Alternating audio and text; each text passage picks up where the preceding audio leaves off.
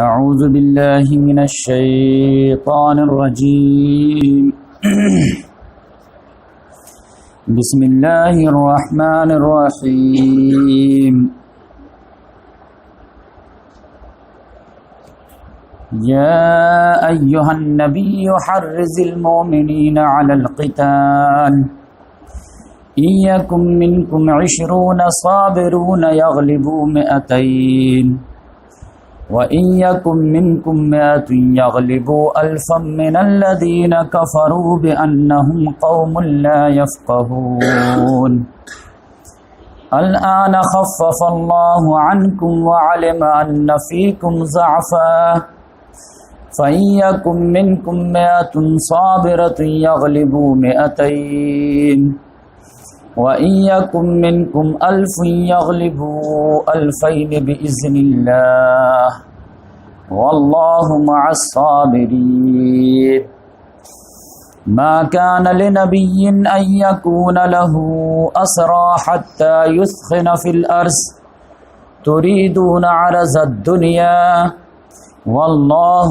يُرِيدُ الْآخِرَةَ وَاللَّهُ عَزِيزٌ حَكِيمٌ لولا كتاب من الله سبق لمسكم فيما أخذتم عذاب عظيم فكلوا مما غنمتم حلالا طيبا واتقوا الله إن الله غفور رحيم صدق الله العظيم.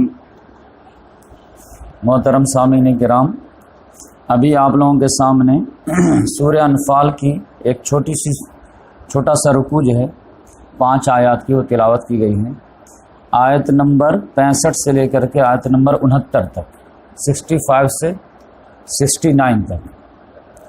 تو آج انشاءاللہ سیرت النبی کا سلسلہ ہم آگے بڑھائیں گے. الحمدللہ 12 ایپیسوڈ ہو چکے ہیں اور ہم لوگ جنگ بدر تک پہنچ چکے ہیں، بلکہ جنگ بدر جیت بھی چکے ہیں. اب انشاءاللہ اس سے آگے معاملہ آج چلے گا. اور آج جو ہے جنگ بدر اور جنگ احد کے درمیان جو 1 سال کا گیپ، کیونکہ 17 رمضان کو جنگ بدر اور شوال میں نیکسٹ ایئر 3 ہجری کو جنگ احد، تو 1 سال 1 مہینہ کا جو گیپ ہے، تو ان 1 سال 1 مہینہ کے بیچ میں کیا واقعات ہوئے، حالات ہوئے، یہ عام طور سے لوگوں کو سننے میں نہیں آتے. جو بیان بھی کرتے وہ جنگ بدر کے بعد فوراً جب مار دیتے جنگ احد کے، اور کیونکہ مین ایونٹ وہی ہیں، لیکن اس میں بھی جو ہے 1 سال میں کیا ہوئے، کیونکہ ہم جب بالکل تفصیل سے چل رہے ہیں انشاءاللہ آپ کے سامنے رکھیں. اور لاسٹ ہفتہ جو ہے چاہنے کے باوجود جو ہے یہاں پہ پروگرام نہیں ہو سکا، کیونکہ میں سفر پہ گیا ہوا تھا. اب میرا پورا ارادہ تھا کہ میں پہنچ جاؤں گا یہاں پہ، لیکن کسی وجہ سے جو ہے سفر در سفر ہو گیا، جس کی وجہ سے ہم یہاں پر نہیں پہنچ پائے. پھر اس کے بعد طبیعت بھی خراب ہو گئی. آج الحمدللہ طبیعت کچھ بحال ہے. تو دیکھیے جنگ بدر جو ہے 17 رمضان المبارک 2 شوال کو 2 ہجری کو ہوئی. اور سمجھے کہ محمد صلی اللہ علیہ وسلم ربیع اول کے مہینے میں آئے ہیں، تو ربیع اول سے ربیع الاول 1 سال، پھر ربیع اول، ربیع الثانی، جمادی الاول، جمادی الثانی، رجب، شعبان، رمضان، 1.5 سال کے بعد جو ہے جنگ بدر ہوئی. اس میں جو ہے معاملہ ایسا ہوا کہ اللہ تبارک و تعالیٰ کی خصوصی مدد آئی، اور اسپیشل اللہ تعالیٰ کا جو ہے فرشتوں کے ذریعے سے یہ مدد ہوئی. اور 313 نہتے ہونے کے باوجود 1000 جو کیل کانٹے سے لیس تھے اور سارے جنگجو نوجوان تھے ادھر سے، اور ان کی جو شکست فاش ہوئی اور مسلمانوں کو فتح مبین نصیب ہوئی، اور بہت ہیومن لائف کے کاسٹ پہ مسلمانوں کو جیت نصیب ہوئی. ایز اے لاسٹ رزلٹ کیا نکلا تھا کہ مسلمانوں کے طرف سے جو ہے 14 لوگ شہید ہوئے، 6 جو ہے مہاجرین میں سے اور 8 جو ہے انصار میں سے، 8 6 14. اور کفار کے جو ہے 70 مارے گئے اور 70 شہید ہوئے. اور اس میں سے جو ہے 70 میں سے کم 24 ایسے تھے 2 درجن جو بالکل سردار لیول کے تھے، عام لوگ نہیں تھے. اور اس کا اشارہ جو ہے میں ابھی بتاؤں گا کہ کم سے کم جو ہے 24 جو تھے 2 درجن وہ سردار اپنے اپنے قبیلے کے سردار تھے. تو پھر سمجھیے کہ مکہ جو ہے خالی ہی ہو گیا تھا. پھر جو لائق نہیں تھے وہ جو ہے سردار بن گئے تھے. تو اس لحاظ سے جو ہے جنگ بدر میں جو ہے ابو جہل کے قتل تک ہم لوگ پہنچ گئے تھے، اور اس کے بعد جو ہے جنگ فنش ہو گئی تھی. لیکن اس کے بعد کیا ہوا، عام طور سے محمد صلی اللہ علیہ وسلم کا معمول یہ ہوتا تھا کہ جنگ کے بعد محمد صلی اللہ علیہ وسلم 3 دن تک میدان جنگ میں ہمیشہ ٹھہرتے تھے، تاکہ جو ہے لاشوں کا جو مسئلہ ہے اس کو بھی جو ہے کلیئر کیا جائے. مسلمان لاش کو کیسے دفنایا جائے، کافروں کے لاشوں کو کیسے ٹھکانے لگائے جائیں، مال غنیمت کا اگر کوئی مسئلہ ہے، کوئی زخمی ہے، کوئی تیمارداری ہے، بہت سارے، یا پھر یہ ہے کہ کوئی کافر یہ نہ سمجھے کہ ڈر کے بھاگ گیا، بھائی ہم میدان میں اڑے ہوئے ہیں، آنا ہے تو پھر دوبارہ آ جاؤ. تو یہ محمد صلی اللہ علیہ وسلم نے اپنا ایک عام اصول بنا لیا تھا کہ 3 دن تک محمد صلی اللہ علیہ وسلم میدان جنگ میں رہتے تھے. تو اس میں کیا ہوا کہ یہ جو خبر ہے یہ جو دونوں طرف، ایک مکے میں بھی پہنچنی تھی یہ خبر اور ایک مدینے میں بھی پہنچنی تھی. تو اس کا یہ بہت دلچسپ واقعہ ہے، تو میں سنا دیتا ہوں کہ مکے والے جو ہے وہ جب ان کے قدم اکھڑ گئے تو بھاگے، تو کوئی سسٹمیٹک انداز میں نہیں بھاگے، جس کو جیسے سینگ سمایا وہ بھاگے. لیکن بھاگنے کے بعد جب مکہ پہنچے ہیں تو وہاں پر جو ہے معاملہ یہ ہوا کہ اب انٹری کیسے لیں، کیونکہ ہم تو بھگوڑے ہیں اور پورے عرب میں تو ہماری دھاک تھی، لیکن اب عورتوں کو کون فیس کرے گا، بچوں کو کون فیس کرے گا، کہ ڈر کر کے بھاگ کے آئے ہیں، ہار کر کے آئے ہیں، کیسے منہ دکھائیں گے. جیسے کوئی آدمی ورلڈ کپ ہار جاتا تو کیسے جو ہے چھپتا پھرتا ہے. تو اس لحاظ سے کوئی اندر جو ہے داخل ہو ہی نہیں رہا تھا. تو اس میں جو ہے ایک آدمی تھا حیثمان نام کا، تو وہ آدمی جو ہے داخل ہوا اور ڈائریکٹ جب پہلے خانہ کعبہ پہنچا ہے، حواس باختہ تھا، حالت خراب تھی. تو اس میں آپ دیکھیں گے کہ اسٹائل ایسا تھا کہ کسی کو یقین ہی نہیں ہو رہا تھا کہ ہم لوگ ہار سکتے ہیں. ایک تو پہلے سے پرانے ریتی رواج ہے کہ عرب میں جو قریش کسی سے نہیں ہارے، وہ تو مرد میدان واقعی میں ہوتے ہیں، وہ تو کسی سے نہ ہارے. تو ان کو یقین ہی نہیں تھا کہ ہم جو 1000 گئے ہیں اتنی تیاری کے ساتھ، ہم کیسے ہار سکتے ہیں. لہذا اس کے چہرے وغیرہ سے تو لگا کہ ہارا ہوا آدمی ہے، لیکن کسی کو یقین جو ہے اس طرف سوچا بھی نہیں تھا کہ ہم ہار سکتے ہیں.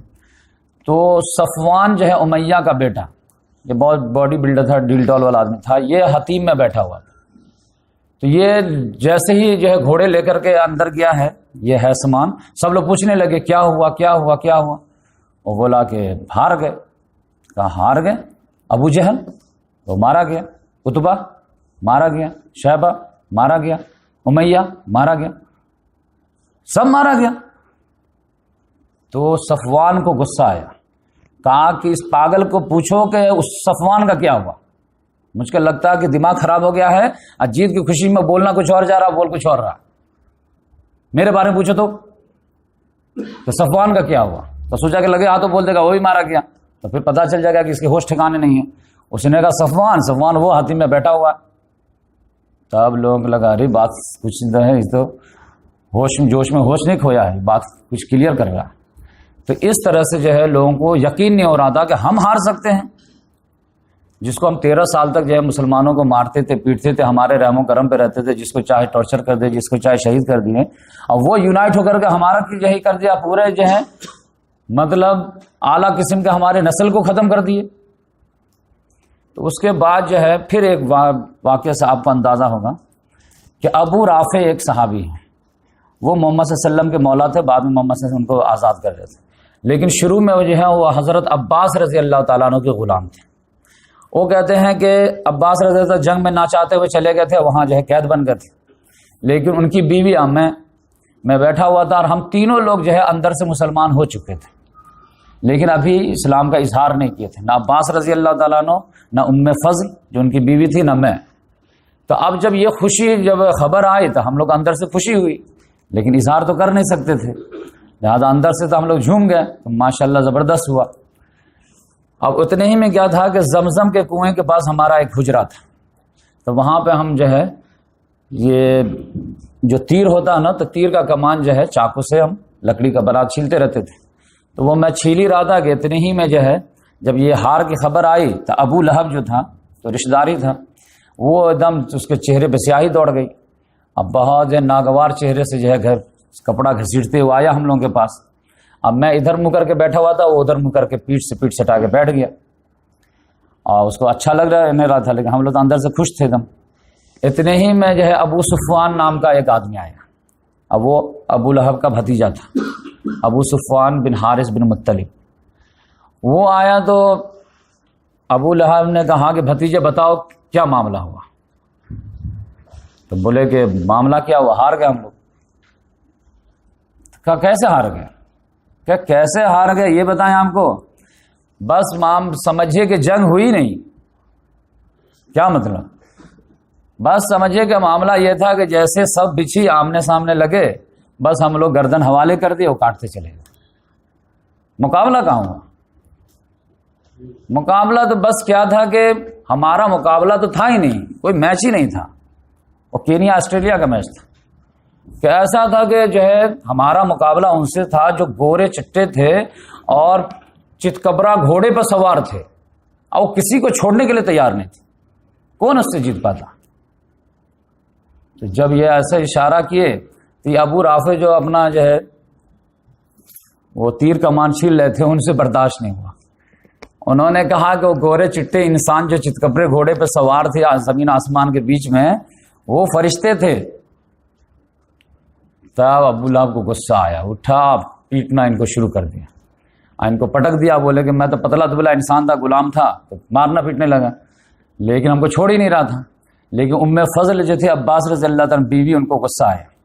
وہ چپکے سے گئی, اخیمہ کا ایک جو ہے کھمبا اکھاڑی اور پیچھے سے سر پہ ایک دے ماری, تو اس کا سر چکرا گیا ایک دم.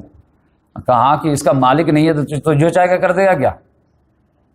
کسی کو بھی خوشی منانے کا, غم منانے کا اپنا حق ہے. تم کو نہیں قبول کرنا مت کرو, لیکن تم میرے غلام کو کیسے مارے گا؟ تو اس طرح سے آپ اندازہ کیجئے کہ یہ جو اسٹیٹمنٹ ہے, تو اس سے آپ کو اندازہ ہوگا کہ یہ جو خبر پہنچی ہے تو اس کا جو ہے کیسا بھیانک جو ہے رزلٹ کانسیکوینس نظر آ رہا. ستم بالائے ستم آپ دیکھیں گے کہ یہ خبر جب پہنچی ہے تو کیسا صدمہ بن کے پہنچی. ناقابل برداشت, ان امیجنیبل تو تھا ہی, یقین تو ہو نہیں رہا تھا. اور ناقابل برداشت جب معلوم ہو گیا کہ نہیں ہار چکے ہیں, کیونکہ ایک ایک کر کے پھر آپ آنے لگے, سب لوگ آ گئے. اس کے بعد لوگوں نے ڈکلیئر کیا کہ نہیں, اس غم کو غم اظہار نہیں کرنا ہے, ورنہ جو ہے ہمارے زخموں پہ اور نمک چھڑکے گا, اور پھر جو ہے مسلمانوں کے لیے خوشی کا سبب ہوگا.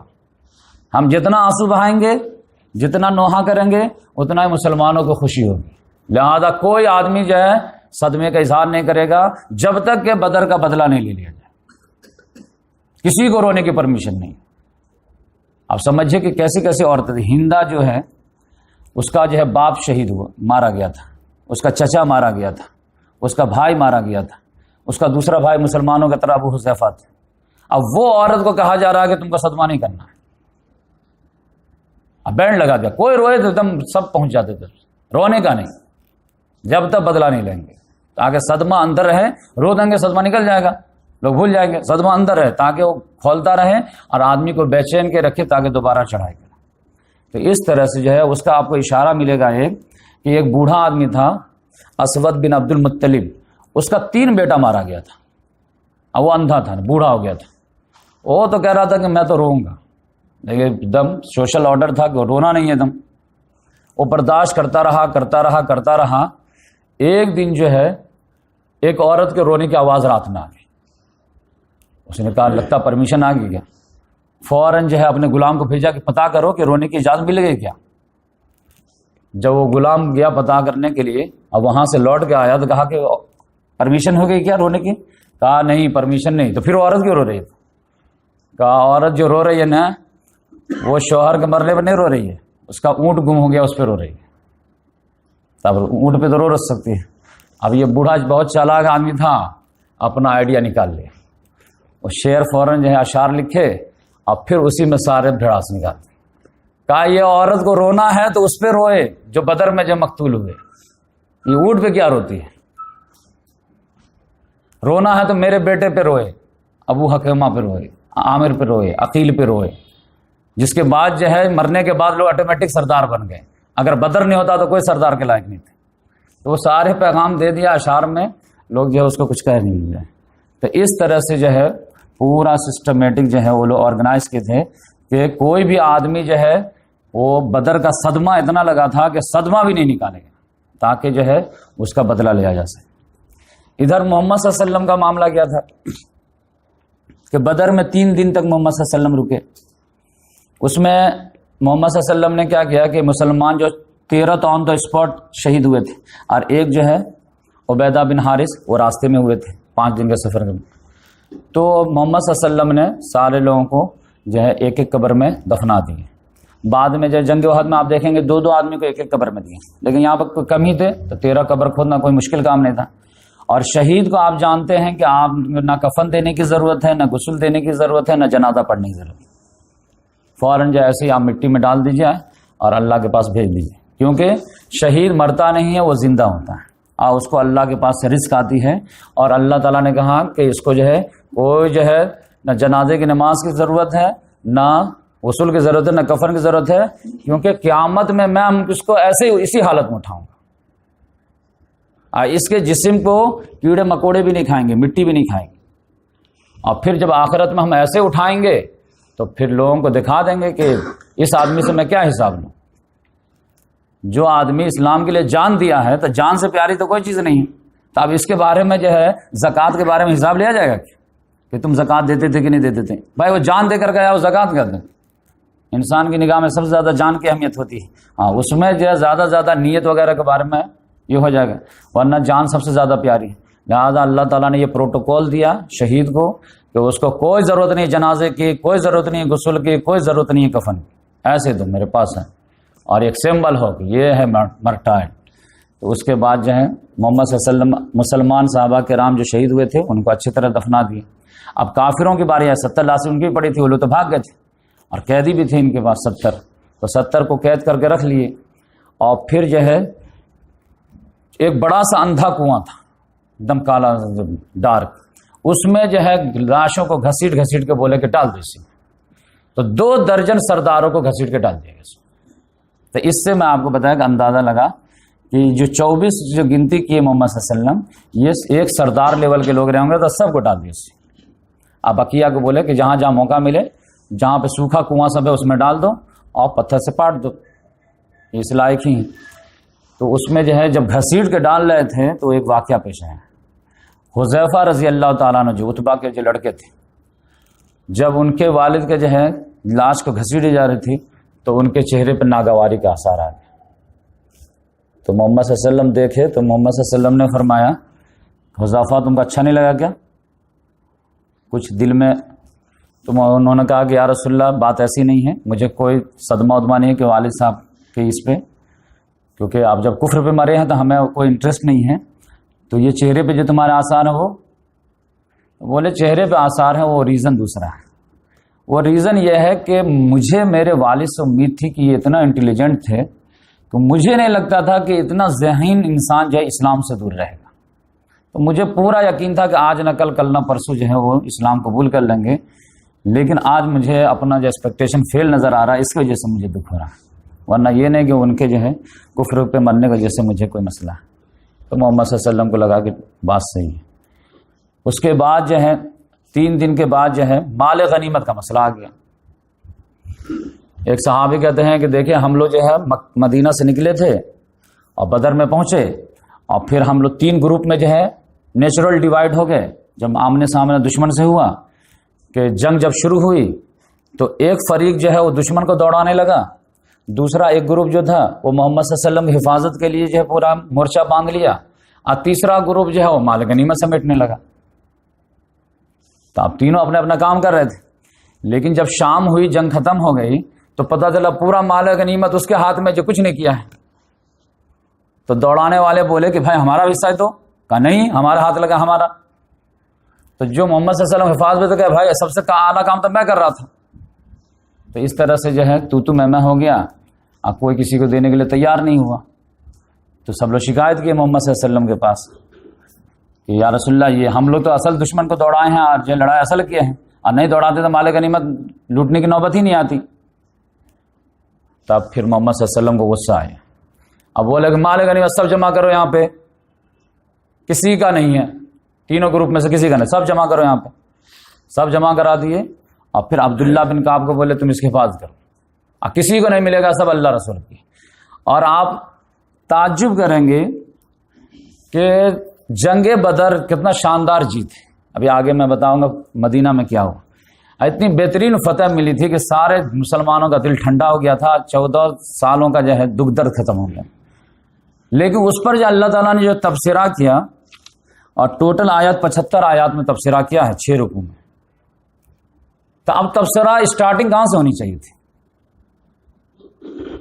لیکن مجھے تعجب ہوتا ہے کہ سورہ انفال جو پورا کا پورا لائیو ڈاکومنٹری ہے جنگ بدر پہ، کس کی کیا غلطی تھی یہ سارے جو میں پڑھ کے نہیں سناؤں گا کیونکہ سیرت النبی کا انٹرسٹ ختم ہو جائے گا، ورنہ رمضان وغیرہ میں انشاءاللہ اس پہ پورا ترجمہ ہوگا.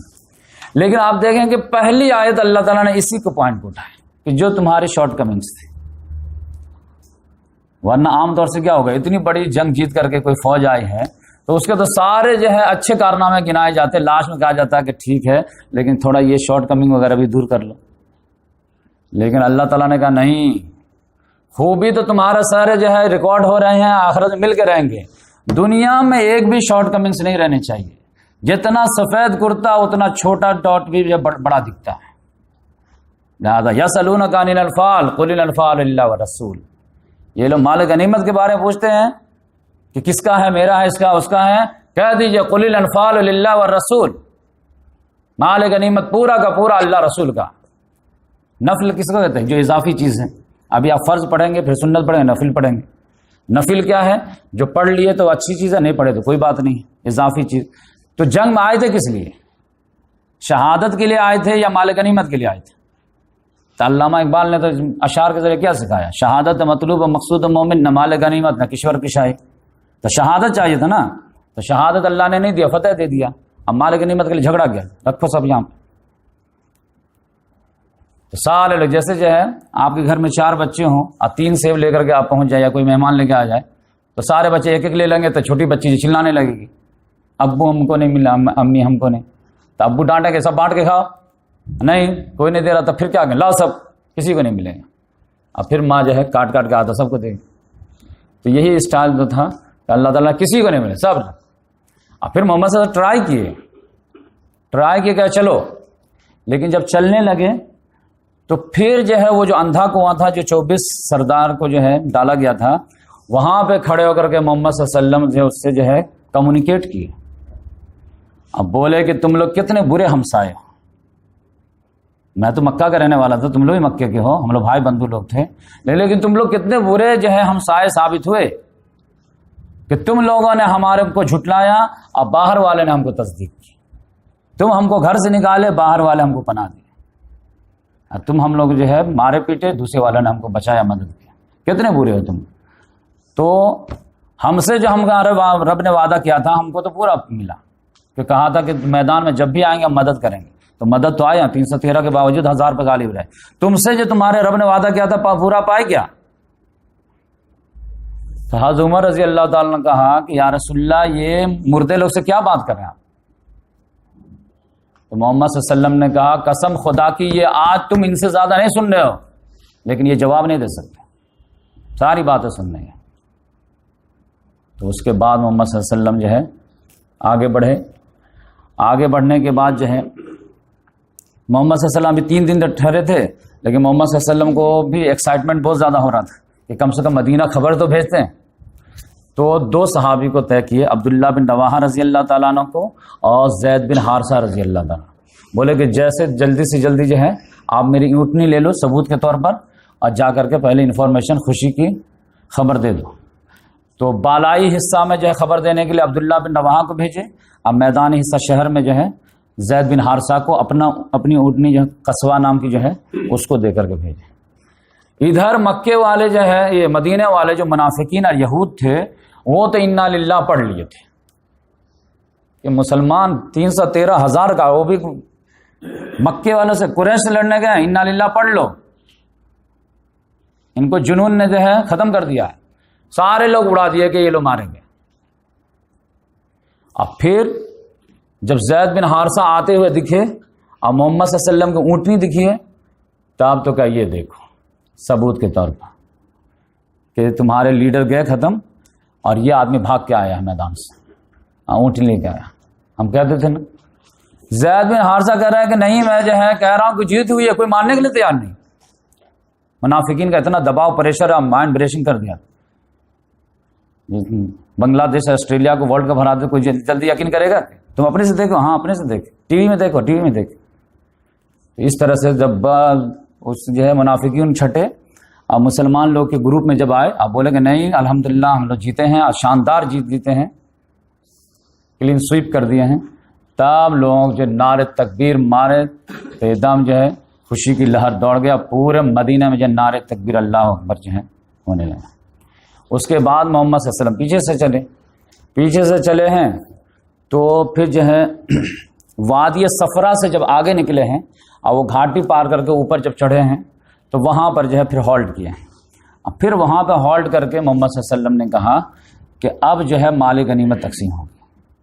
تم لوگوں کو جو کہا تھا کہ کسی کا کچھ نہیں اللہ رسول کا ہے, تو وہ تم لوگوں کو شانت کرنے کے لیے, اٹرائی کے لیے کہ کون آدمی جو اس میں ناک منہ چڑھاتا, کون آدمی خوشی خوشی جو حوالے کرتا ہے. تو 5واں حصہ جو ہے اللہ رسول کے لیے تھا وہ نکال لیے, اور اس کے بعد جو ہے پورا جو ہے 4 حصہ جو ہے وہ صحابہ کرام میں تقسیم کر دیا. اس کے بعد تھوڑی سے آگے نکلے, وادی صفراہی میں ایک آرڈر دی. جو قیدی لوگ تھے وہ بھی ساتھ میں آ رہے تھے, اس میں سے بولے نضر بن حارث کو اس کو اڑا دو.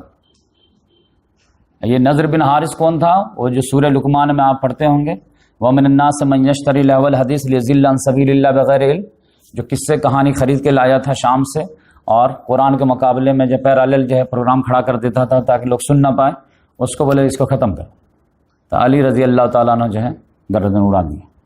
تو عام طور سے صحابہ کرام میں آپ نیچر دیکھیں گے کہ بات شروع ہونے سے پہلے گردن اڑانے کی بات جو حضرت عمر رضی اللہ تعالیٰ آپ کو زیادہ کرتے ملیں گے, لیکن پریکٹیکل میں گردن اڑانے کا کام حضرت علی رضی اللہ زیادہ کریں گے. یہ آپ کو جو ہے صحابہ کرام عام طور سے ملے. پھر کچھ دیر اور چلے تو پھر بولے کہ عقبہ بن ابی معیط کو بھی گردن اڑا دو.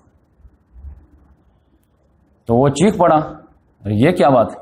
عقبہ بن ابی معیط جانتے ہیں کہ کتنا بڑا جو ہے مجرم نمبر 1 تھا. مکے میں محمد صلی اللہ علیہ وسلم جب خانہ کعبہ میں نماز پڑھ رہے تھے تو ابو جہل نے جو کہا تھا کہ ایک اونٹ ذبح ہوئی ہے, کون ہے جو اوجھڑی ڈالے گا؟ تو یہی آدمی تھا.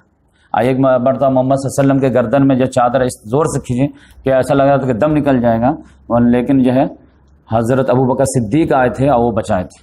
تو یہ آدمی جو بہت بڑا کرمنل تھا. تو یہ جنگی قیدی نہیں تھا بلکہ جنگی مجرم تھا. محمد صلی اللہ علیہ وسلم نے کہا اس کو فنش کرو. وہ کہا کہ میرے بیوی بچوں کا کیا ہوگا؟ اس کے لیے کیا؟ بولے اس کے لیے آگ, جاؤ ختم. اس کے لیے کیا ہوگا ہم دیکھیں گے, لیکن تو جا یہاں سے. اس کو جو ہے عاصم رضی اللہ تعالیٰ عنہ نے جو قتل کر دیا. اس کے بعد جو ہے محمد صلی اللہ علیہ وسلم کے جو پھر دھیرے دھیرے انٹری ہوئی ہے مدینے میں. تو یہ جو زید بن حارثہ رضی اللہ تعالیٰ عنہ تھے, یہ تو پہلے پہنچ گئے تھے 1-2 دن پہلے ہی مدینے میں جیسے خبر پہنچی تو ہر آدمی جو عورت مرد بچے جو اپنے اپنے حساب سے سیلیبریٹ کرنے لگے. لیکن اس میں جو کچھ سردار لیول کے آدمی تھے تو وہ جو ہے اونٹ وغیرہ گھوڑا لیے اور تھوڑا دور آگے بڑھ گئے کہ باہری سے سیلیبریٹ کرتے ہیں محمد صلی اللہ علیہ وسلم. تو اس میں جو ہے اسید رضی اللہ تعالیٰ عنہ, یہ سردار تھے مدینے کے, وہ لوگ آ کر کے محمد صلی اللہ علیہ وسلم سے جو ہے ایک گھاٹی میں آ کے ملے دور ہی. تو پوچھے کہ کیا حال رہا؟ تو ایک صحابی تو اس میں سلام بن ابی سلمہ, انہوں نے کہا کہ کیا رہا, جنگ میں تو کوئی مزہ ہی نہیں تھا. کہا کیوں؟ اتنی شاندار جیت ہوئی, مزہ ہے. کہا کہ جو ہے گنجے بوڑھوں سے ہمارا مقابلہ تھا جو اونٹ کی طرح تھے, کوئی کام ہی کے نہیں تھے, ان کو ہم لوگ کاٹ کے رکھ دیے. تو محمد صلی اللہ علیہ وسلم مسکرائے, بولے کہ وہ اونٹ کی طرح نہیں تھے, وہ سردار لوگ تھے. وہ تو اللہ کی مدد آئی جس کی وجہ سے تم اچھے آرام سے مار لیے, ورنہ عتبہ بن ربیعہ جو ہے 1000 آدمی کے برابر تھا, وہ یہ اتنا آسانی سے ختم ہونے والا نہیں تھا. تو وہ تو اللہ تعالیٰ نے جو کہا کہ ہم غیبی مدد کے ذریعے سے ان کے دلوں میں خوف ڈال دیے تھے, ڈر ڈال دیے تھے, اور تم کو ہمت ڈال دیے تھے, اور اس کی نگاہ میں تمہاری تعداد بڑھا دیے تھے, تمہاری نگاہ میں اس کی تعداد کم کر دیے تھے, جس کی وجہ سے تم گاجر مولی کی طرح آرام سے فنش کر دیے, ورنہ وہ گنجے بوڑھے کی طرح نہیں تھے. تو محمد صلی اللہ علیہ وسلم نے ان کو سمجھایا کہ وہ قوم کے سردار تھے وہ لوگ.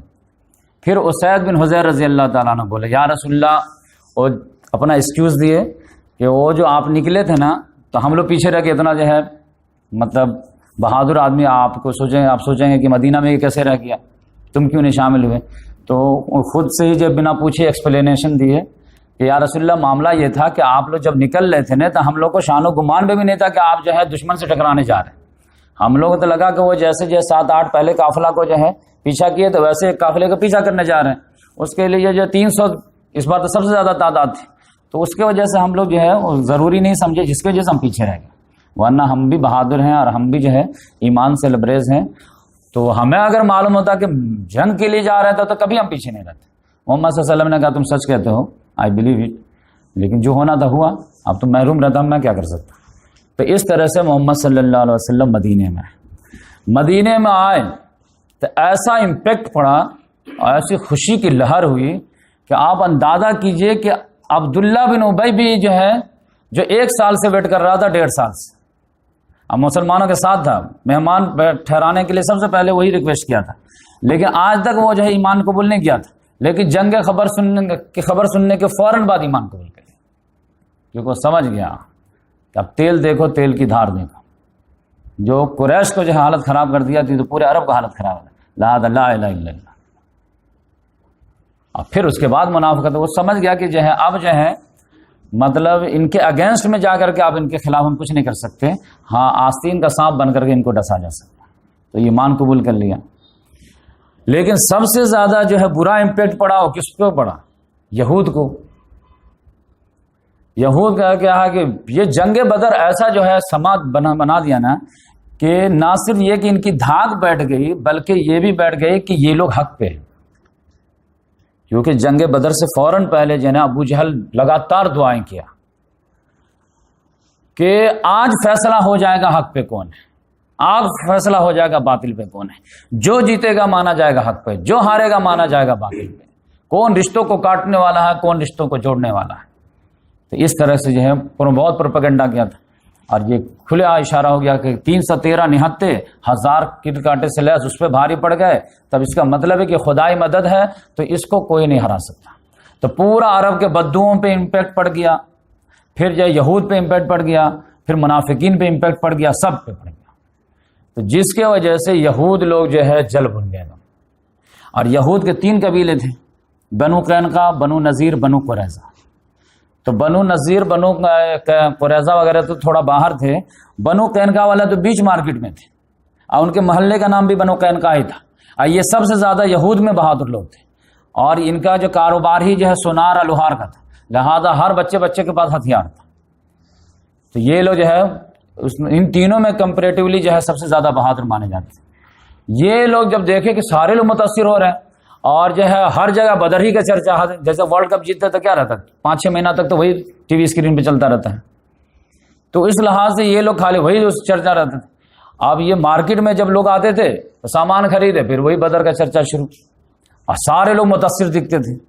اب یہ یہود لوگ سوچتے تھے کہ کم سے کم یہ ہوا تو ختم ہوا مہینہ 2 مہینہ, لیکن یہ جو ہے اعصاب پہ سوار ہو گیا ہے مسلمان. اب اس کو کاؤنٹر کرنے کے لیے دھیمے دھیمے انداز میں جو کاؤنٹر کرنا شروع کر دیا. ارے کیا ہے, چلو, ارے کیا ہے یہ, ارے وہ. دھیرے دھیرے مسلمان اگنور کرتے رہے. محمد صلی اللہ علیہ وسلم کو بہت ساری امیدیں تھیں کہ یہود تو انشاءاللہ ایمان قبول کریں گے, کیونکہ ہمارا ان کا بہت کلوز ریلیشن ہے. یہ بھی اللہ کو مانتے ہیں, ہم بھی مانتے ہیں. یہ بھی آخرت کو مانتے ہیں, ہم بھی مانتے ہیں. یہ بھی سینکڑوں رسولوں کو مانتے ہیں, ہم بھی مانتے ہیں. یہ بھی کتابوں کو مانتے ہیں, ہم بھی مانتے ہیں. بس یہ ان کو جو ہے ایک اسٹیپ بڑھ کے ہم کو بھی ماننا ہے, ہمارے قرآن کو بھی ماننا ہے. تو ان سے تو بہت ساری امید ہے. کفار مکہ تو وہ لوگ جو ہے نبوت رسالت کچھ نہیں جانتے, تو وہ اگنور ہیں, تو ٹھیک ہے. اس لحاظ سے محمد صلی اللہ علیہ وسلم لائٹلی لے رہے تھے. لیکن محمد صلی اللہ علیہ وسلم نے ایک دن ان کو وارننگ بھی دیا.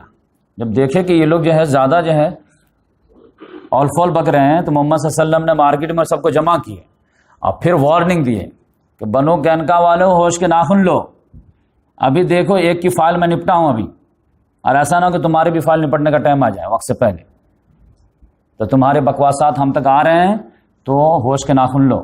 ایسا نہ ہو کہ تمہارے خلاف بھی ہم کو ایکشن لینا پڑے. ہم صرف جو معاہدہ جو ہوا تھا جوائنٹ ڈیفینس آف مدینہ, اس کا ہم بھرم رکھ رہے ہیں. تو اسی میں سے کسی نے کھڑے ہو کر دیا کہ یہ آپ بھول بھلیاں مت رہیے,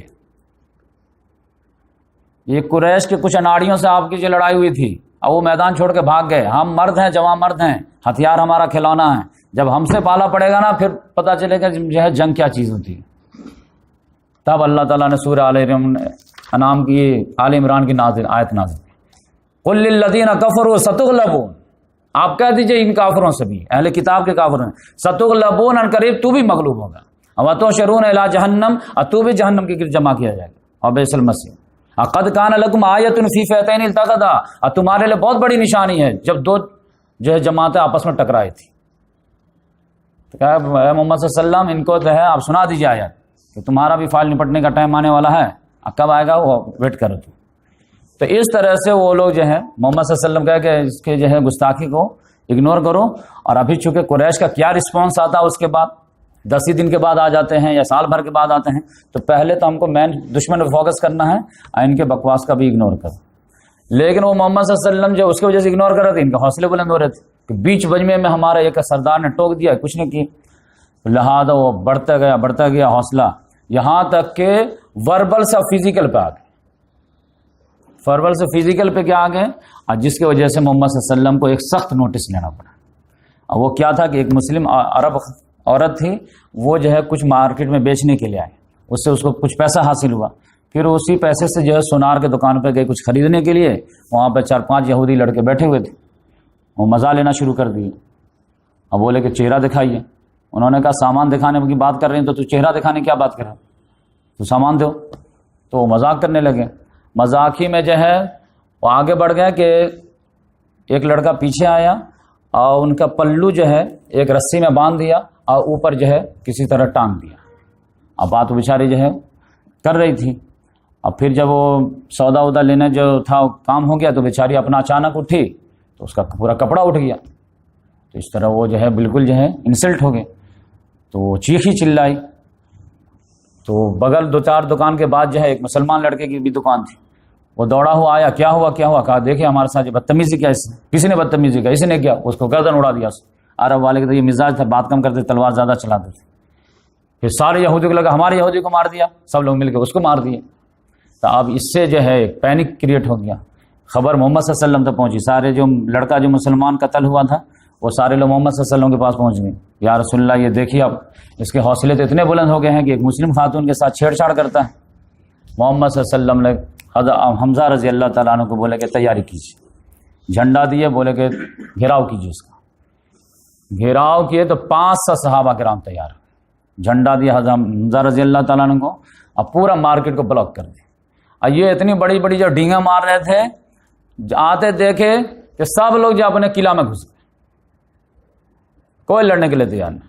محمد صلی اللہ علیہ وسلم نے کہا نہیں، قلعہ کو بھی گھیرو، اب میں تو نہیں بخشوں گا. اب قلعہ کو گھیرے تو پھر قلعہ اندر سے بند کر لیا. اور پھر اوپر سے کہ کتنا دن آپ ویٹ کریں گے.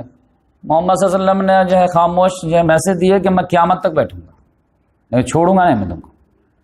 تو یہ 15 شوال سے لے کر کے ذیقعدہ تک، ایک ذیقعدہ 15 دن تک محاصرہ کنٹینیو جاری رکھے. اب بولے جب تک تو سرنڈر نہیں کرے گا تب تک نہیں، اور جتنا لیٹ کرے گا تو اتنا زیادہ ورس پنشمنٹ دوں گا میں. زیادہ جو شانتی سے آ جائے گا تب تو ٹھیک ہے، اور زیادہ تنگ کر کے جو ہے یہ کرے گا تو پھر تو اسی حساب سے میں پنشمنٹ بھی دوں گا. تو ان لوگوں کو لگا کہ زیادہ غصہ نہ ہو جائے تو 15 دن کے بعد سرنڈر کریں. اچھا ٹھیک ہے، آپ جو فیصلہ کریں گے منظور. بولیے ہتھیار ڈالیں. ہتھیار ڈالے. محمد صلی اللہ علیہ وسلم نے کہا کہ ٹھیک ہے میں فیصلہ کرتا ہوں. تو تیور ہی سے پتا چل گیا کہ محمد صلی اللہ علیہ وسلم کسی کو بخشنے والے نہیں. 700 نوجوان تھے لڑنے والے، اور اس میں بھی جو 400 ننگے بدن والے لڑنے والے تھے اور 300 زیرہ پہنے ہوئے تھے. اب 500 سے گھرا ہو گیا تھا، 700 کی حالت خراب ہو گئی. آپ کہے گا اور تو بچوں کو چھوڑ دو، یہ 700 کا تو نہیں پڑ دو. لیکن یہ اب عبداللہ بن ابی جو تھا منافق، یہ 1 مہینہ پہلے ہی جو ہے ایمان قبول کیا تھا، وہ آ گیا کہ نہیں، کیونکہ یہ جو ہے بنو قینقاع والے جو ہے جو خزرج والے تھے ان سے دوستی تھی. خزرج کا یہ سردار تھا. اس نے کہا یا رسول اللہ ہماری ان سے دوستی ہے، کچھ تو لحاظ کیجیے. محمد صلی اللہ علیہ وسلم نے کہا نہیں چھوڑو مجھے. اس نے کہا نہیں ایک چانس تو دیجیے. محمد صلی اللہ علیہ وسلم نہیں، چانس نہیں ملے گا. پھر اس نے گریبان میں ہاتھ ڈال کر کے ایک محمد صلی اللہ علیہ وسلم بچ گیا. وہ لمبا چوڑا تھا بھی. محمد صلی اللہ علیہ وسلم چھوڑو مجھے. نہیں چھوڑوں گا، آپ معاف کیجیے اس کو. باقی محمد کہا نہیں میں معاف نہیں کروں گا. پھر انہوں نے کہا نہیں آپ کو کرنا پڑے گا.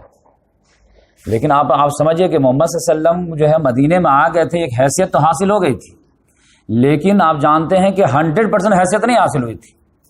اسی لیے میں اتنی تفصیل سے سنا رہا ہوں تاکہ وہ کنفیوژن دور ہو کہ لوگ سمجھتے ہیں کہ محمد صلی اللہ علیہ وسلم مدینہ پہنچتے ہی اسلامی اسٹیٹ قائم ہو گئے. نہیں، وہ اسٹیپ بائی اسٹیپ ہوا ہے، ایک ساتھ نہیں ہوا. ورنہ جو ہے ایک تماچا مارتے اور اس کو جو سائڈ کر دیتے. لیکن لحاظ کرنا تھا کیونکہ اس کے ساتھ جو ہے پبلک ہے، ایک لیڈر ہے، اس کے ساتھ فالوور ہے، تو محمد صلی اللہ علیہ وسلم غم کھا کر کے رہ گئے، جو اچھا بولے سائڈ کر. لیکن محمد صلی اللہ علیہ وسلم نے کہا کہ پارشلی میں معاف کروں گا، ہاں خالی جان بخشی کیجیے، ہاں جان بخش دیتا ہوں. وہ جان کیا بخشنا تھا کہ محمد صلی اللہ علیہ وسلم نے کہا کہ ان کو جو ہے میں جان تو بخش دیتا ہوں، لیکن یہ مدینے میں نہیں رہ سکتے، جلا وطن ہونا پڑے گا، مدینہ تو چھوڑنا پڑے گا. جو ساز و سامان لے جانا چاہے لے جائے، ہتھیار نہیں لے جا سکتے، باقی سونا چاندی جو لینا چاہے لے جائے. تب وہ چلو تیار ہوئے، سب لوگ جو ہے شام کی طرف جا کر کے رہے، اور وہیں جا کر کے کچھ دنوں کے بعد سب مر گئے. تو اس طرح سے جو ہے بنو قریظہ کا یہ بنو قینقاع کا جو ہے فائل جو نپٹ گیا. اور وہ اپنے ہی خود ہی جو ہے عہد کے خلاف ورزی کیے تو اس کی جو سزا ملنی تھی. اس کے بعد جو ہے وہ ایک آدمی تھا، ہاں ایک ساتھ جو ہے میں یہ جو قیدی آئے تھے اس میں ایک مسئلہ یہ تھا کہ محمد صلی اللہ علیہ وسلم نے جو ہے ابو بکر صدیق رضی اللہ تعالیٰ عنہ سے مشورہ کیا کہ یہ جو قیدی لوگ آئے ہیں تو ان کو کیا کریں. یہ 70 کے قریب، 2 کو تو قتل کر دیے ہیں تو اب 68 تو ہیں، ان کے ساتھ کیا کیا جائے. اور یہاں سے آپ کو سمجھ میں آئے گا خدا رسول میں فرق، اور اللہ کا تعارف قرآن کے ذریعے سے، اللہ کا تعارف علماء کرام کے ذریعے سے. تو اس میں جو ہے محمد صلی اللہ علیہ وسلم نے پوچھا ابو بکر صدیق رضی اللہ تعالیٰ عنہ کو کہ ان قیدیوں کے ساتھ کیا کریں. تو انہوں نے کہا یا رسول اللہ یہ اپنے ہی بھائی بندی لوگ ہیں اور بھٹک گئے ہیں، شیطان نے بھٹکا دیا ہے اور ہماری مخالفت پہ آ گئے، تو ان کو جو ہے ایسا کرتے فدیہ لے کے چھوڑ دیتے ہیں. فدیہ لینے سے فائدہ کیا ہوگا کہ کچھ ہمارے بھی جو ہے معیشت کو سہارا مل جائے گا، اور دوسرے نمبر پہ ایک فائدہ یہ ہوگا کہ میں بھی یہ پاسبل ہے کہ یہ جب واپس جائیں گے زندہ تو ہو سکتا ہے کہ اس میں سے کچھ لوگ ایمان قبول کر لیں، پھر ہمارے بازو بن جائیں. کتنا اچھا لاجک تھا، نیت کتنی اچھی تھی. ایگزیکٹ یہی جو ہے نیت محمد صلی اللہ علیہ وسلم کی بھی تھی. اب نہ محمد صلی اللہ علیہ وسلم کی نیت پہ شک کیا جا سکتا ہے، اور نہ ابو بکر صدیق رضی اللہ تعالیٰ عنہ کی نیت پہ شک کر سکتے ہیں. اور نیت اس سے اچھی تو میرے حساب سے ہو ہی نہیں سکتی کہ غریب مسلمانوں کا سہارا بھی ہو جائے گا، اب میں بھی کہ یہ لوگ جو ہے ہمارا حسن سلوک دیکھ کر کے، احسان دیکھ کر کے ایمان ہی قبول کر لیں. لیکن جب محمد صلی اللہ علیہ وسلم نے حضرت عمر رضی اللہ تعالیٰ عنہ سے پوچھا ابن خطاب آپ مشورہ دیجیے کیا کریں ان کے ساتھ، انہوں نے کہا کہ میری رائے ابو بکر کے رائے سے بالکل اپوزٹ ہے. کیا مطلب؟ میری رائے یہ ہے کہ جو ہم میں کا رشتہ دار ہے نا وہ اپنے رشتہ دار قیدی کو قتل کرے، اور ہم کو ہمارا وہ فلاں بھائی ہے نا وہ حوالے کیجیے، ہم گردن اڑاتے ہیں. عقیل کو حوالے کیجیے علی کے، وہ گردن اڑائے. حمزہ رضی اللہ تعالیٰ بھائی کو حوالے کیجیے ان کو، وہ گردن اڑائے. ہر رشتہ دار اپنے رشتہ دار کو گردن اڑائے تاکہ اللہ تعالیٰ کے سامنے ہم پیش کر سکیں کہ اللہ آپ کے محبت کے مقابلے میں ذرہ برابر بھی ہمارے دل میں رشتہ دار کی بھی محبت نہیں. پاک صاف دل ہے. تو محمد صلی اللہ علیہ وسلم کو بہت زیادہ ہے. تو محمد صلی اللہ علیہ وسلم جو ہے ابو بکر صدیقی رضی اللہ تعالیٰ عنہ کی بات مانے، اب بولے کہ فدیہ لے کے چھوڑ دیا جائے.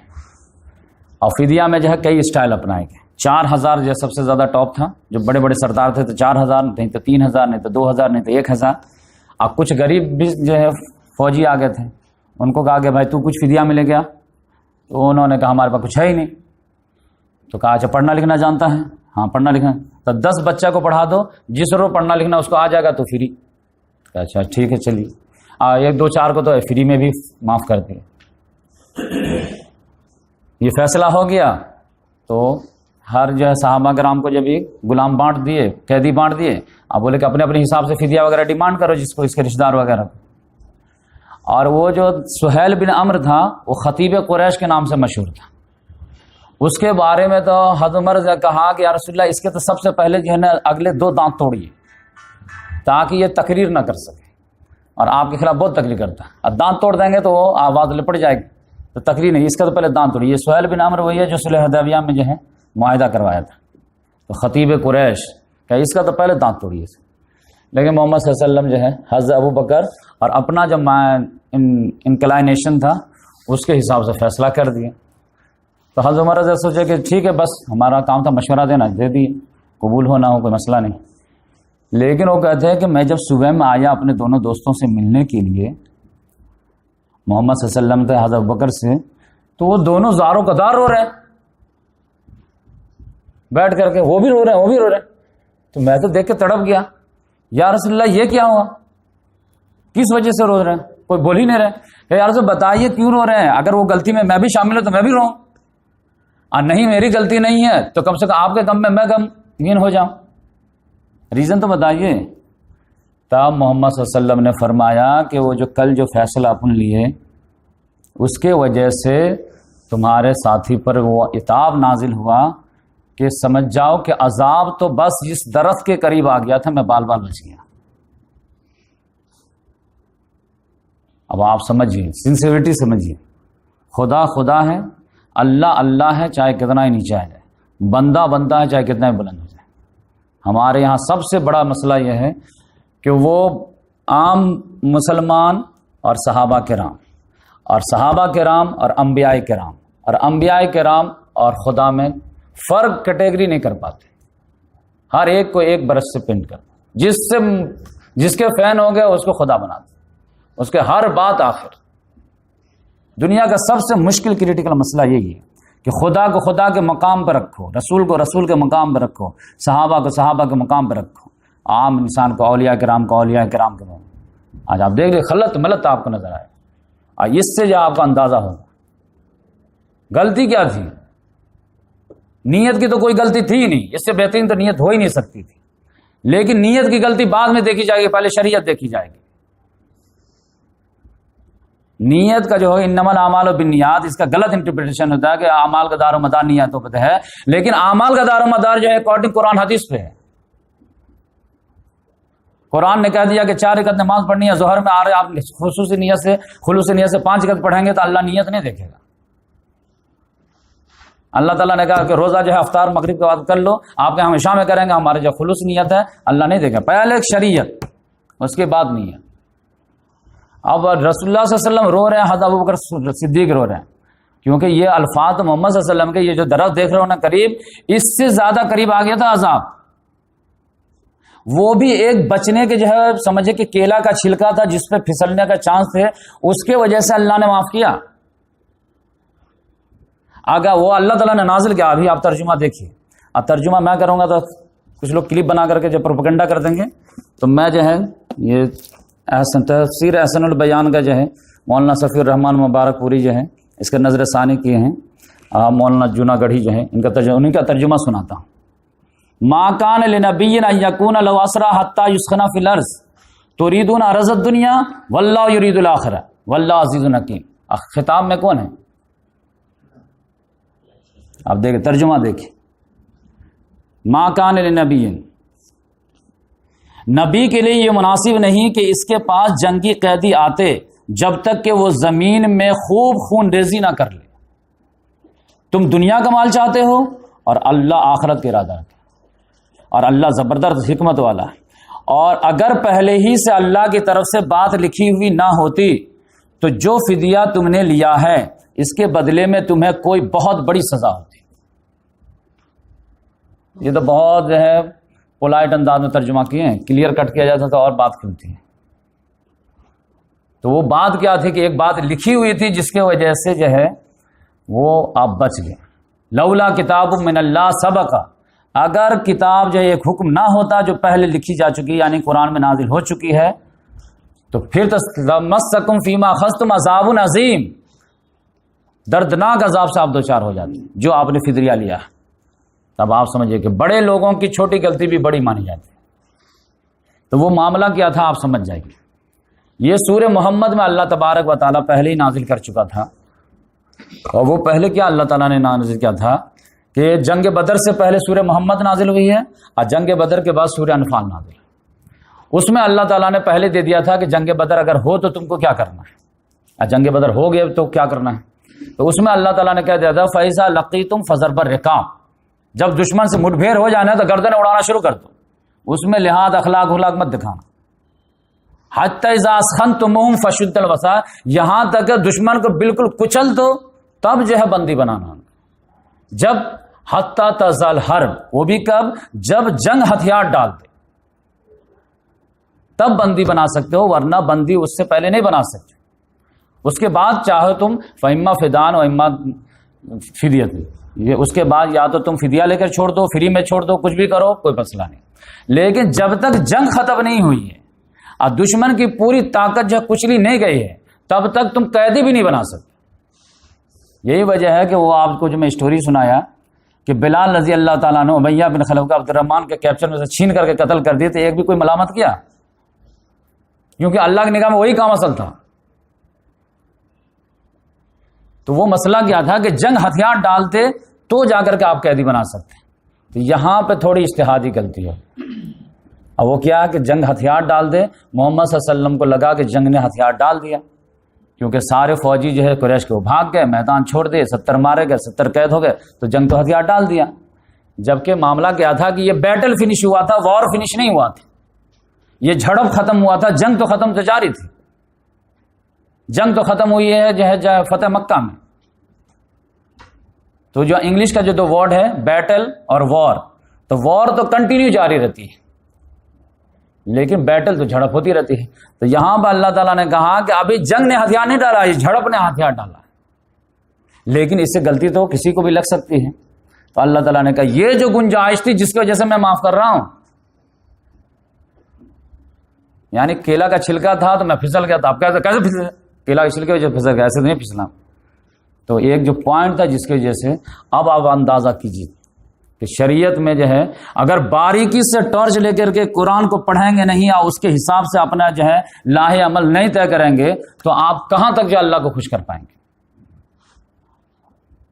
ہمارے یہاں تو اپنے مزاج سے جو اسلام کو بنا لیا ہے، ہم کو یہ کام پسند آتا ہم یہ کام کریں، ہم کو یہ کام پسند ہوتا ہے ہم یہ کام کریں، ہم کو یہ کام پسند ہے.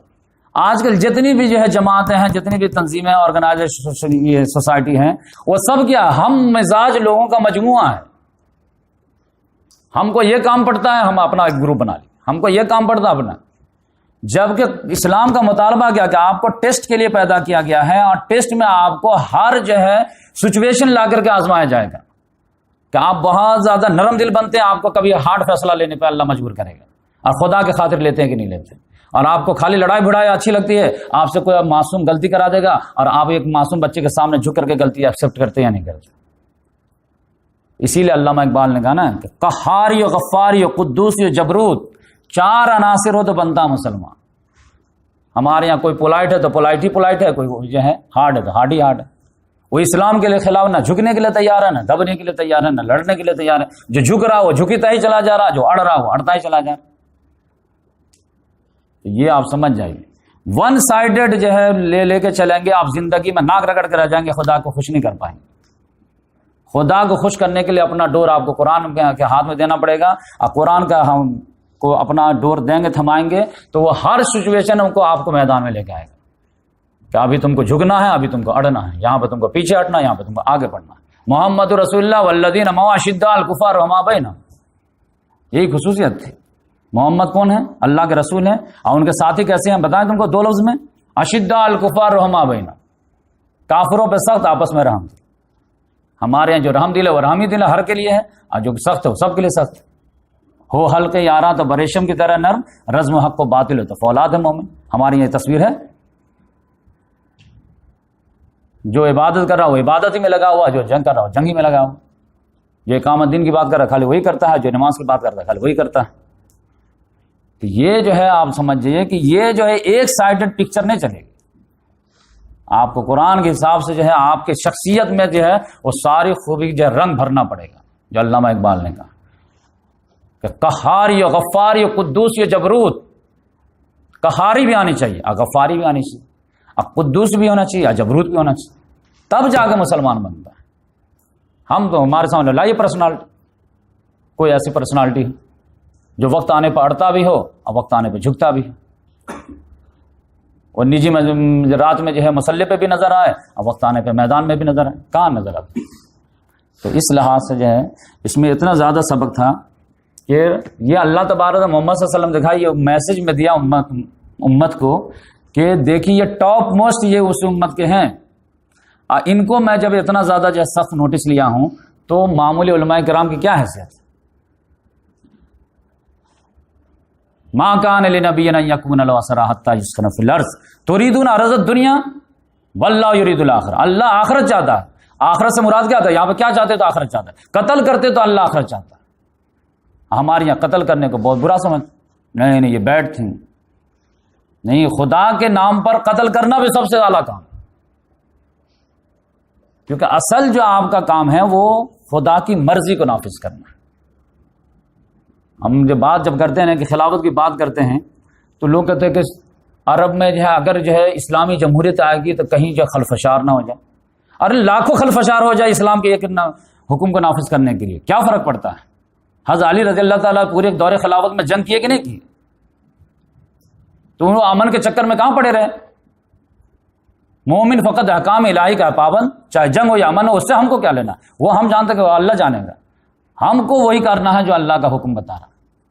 ہم اپنے حساب سے نہیں ڈیسائیڈ کریں گے، یہ کریں گے تو یہ ہو جائے گا، وہ کریں گے تو وہ ہو جائے گا، تو پھر آپ کا اللہ کے بندے کہاں رہے؟ آپ تو اپنے آپ کے بندے ہوں گے۔ تو اس لحاظ سے آپ سمجھیے کہ محمد صلی اللہ علیہ وسلم کا یہ مسئلہ ہے۔ یہود میں جو ہے ایک بہت بڑا مسئلہ تھا کہ ایک آدمی تھا انڈیویجول، یہ قبیلے کے لحاظ سے تو بنو قینقاع جو تھا بہت خطرناک تھا، اناک میں دم کیا ہوا تھا محمد صلی اللہ علیہ وسلم، تو ان کا تو فائل نپٹ گیا۔ لیکن دوسرا مسئلہ جو آیا، اور آپ کو ایک اور تھوڑا شیئر کر دیتا ہوں۔ حضرت اسامہ بن زید رضی اللہ تعالیٰ وہ کہتے ہیں کہ جب میرے والد جو خبر لے کر کے آئے نا، تو پھر محمد صلی اللہ علیہ وسلم تو لاؤ لشکر کے ساتھ آئے۔ محمد صلی اللہ علیہ وسلم جب لاؤ لشکر کے ساتھ آئے تو ہم لوگ کی کیا کیفیت تھی معلوم ہے؟ وہ رکھتا نا کبھی خوشی کبھی غم، اور یہاں تک کہیں خوشی کہیں غم، کہ محمد صلی اللہ علیہ وسلم جس وقت پہنچے ہیں تو اس وقت ہم لوگ کیا کر رہے تھے معلوم ہے؟ کہ محمد صلی اللہ علیہ وسلم کی سیکنڈ نمبر کی جو بیٹی تھی رقیہ رضی اللہ تعالیٰ عنہا، جو حضرت عثمان غنی رضی اللہ بیوی تھی، اس کو قبر میں دفن کر کے جو ہے مٹی ڈال کر کے ابھی ہم لوگ فارغ ہو رہے تھے۔ اب آپ اندازہ کیجئے، آپ لوگ جب اپنی بچی کے عقیقہ میں شامل نہ ہوں گے نا تو گھر والے سر پہ اٹھا دیں گے کہ یہ لڑکے کو جو ہے بی بال بچوں کے حقوق ہی معلوم نہیں۔ یہاں جوان بیٹی اب وہ بیڈ مرض پہ ہے اور یہاں مہم تیار ہے، آپ نے داماد کو بولے کہ آپ مت جائیے، انشاءاللہ آپ کو جو ثواب بھی ملے گا مالک انعام میں تمہیں بھی ہم آپ حصہ دیں گے۔ اور اسامہ جو بالکل پوتے کے مانند تھے ان کو بھی جو ہے روک دیے، تو بھی رہو ان کا ساتھ دو۔ لیکن محمد صلی اللہ علیہ وسلم اپنا مہم جو ہے کینسل نہیں کی، نہ پسپونڈ کی۔ کیا محمد صلی اللہ علیہ وسلم کو اپنی بیٹی سے پیار نہیں تھا؟ حضرت رقیہ رضی اللہ تعالیٰ عنہ کو بیڈ پہ چھوڑ کے گئے ہیں، اور ایسے چھوڑ کے گئے ہیں کہ اب جی نہیں پائے گی۔ اب محمد صلی اللہ علیہ وسلم جب آئے ہیں تو جب جنگ بدر کی خوشی تھی تو بیٹی کے جو ہے رخصتی کی غم۔ تو جب تک یہ پورا سیکریفائز کرنے کے لیے اگر آدمی قربان نہیں ہوگا تو اسلامی موومنٹ آگے بڑھے گا ہی۔ اسی لیے قرآن نے کہا نا، یا ایھا الذین آمنوا لا تلھکم اموالکم ولا اولادکم عن ذکر اللہ، اللہ کے ذکر سے جو ہے یہ مال اور اولاد یا تم کو روکنا نہ پائے۔ حقوق ان کے ہیں لیکن اس سے زیادہ تو تم کو اسلام کے ہاتھوں بک چکے ہو، تو ان کے حقوق تو سب سے مقدم ہوں گے۔ تو اس لحاظ سے جو ہے محمد صلی اللہ علیہ وسلم جو ہے بیٹی کے جو ہے کہ پھر اس کے بعد حضرت عثمان غنی رضی اللہ تعالیٰ بہت مغموم رہنے لگے، تو محمد صلی اللہ علیہ وسلم نے پھر سیکنڈ بیٹی سے یہ شادی کر دی ام کلثوم سے، تب جا کر کے وہ تھوڑا پھر خوش ہوئے۔ تو یہود میں جو ایک آدمی تھا اس نے جو ہے ناک میں دم کر دیا تھا۔ اب وہ کون تھا؟ کعب بن اشرف۔ یہ بڑے جو ہے خطرناک آدمی تھا، اور یہ کھلم کھلا بدر کے بعد جو ہے نا مسلمانوں کے خلاف اشعار کہنا شروع کر دیا۔ یہ بہت باڈی بلڈر تھا، خوبصورت بھی تھا، مالدار بھی تھا، سرمایہ دار بھی تھا، ساری خصوصیات، اور اس کا وہ ناجائز فائدہ اٹھا رہا تھا، مسلمانوں کو بہت زیادہ جو ہے چڑھاتا تھا۔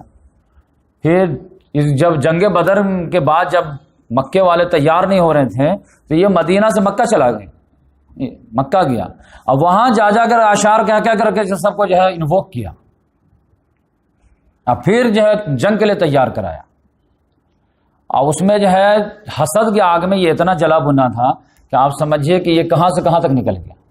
ابو سفیان نے ایک مرتبہ اس سے پوچھا کہ آپ ہم لوگ کو اتنا ساتھ دے رہے ہیں اور وہاں پہ ساتھ دینے کی بات کر رہے ہیں، بالکل ہم لوگ فرینڈ بن رہے ہیں، تو ایک بات سیکریٹ پوچھوں؟